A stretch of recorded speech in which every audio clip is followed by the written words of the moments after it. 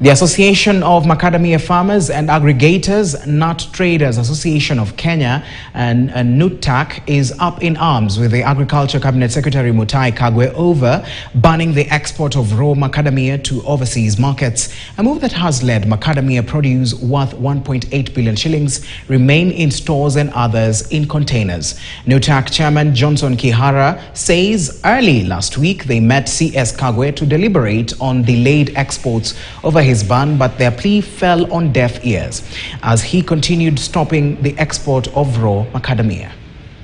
Hakuna mtu anafaa kuulizwa kama maembe unauza ikiwa bivu ama unauza ikiwa mbichi. Hiyo ni shida yako. Mlisema macadamia, wale watu walinunua macadamia wakati waziri alikuwa amefunga ati hiyo macadamia ni mbichi. Ni mbichi kiasi gani? Ni nani ameenda kuona hiyo mbichi? Mbona mnalalamika na soko za wenyewe? Si nyinyi ufanye quota system, wapatie 70%, tupatie 30%. Hata sisi ni wa Kenya. Kwa nini usiingie mashinani badala ya kusikia watu wawili watatu? Tuko na macadamia zaidi ya bilioni 2 ili ambayo umezuia iende soko ya China, na hiyo soko ya China nyinyi wenyewe ndio mlitupatia license, na hiyo license ita expire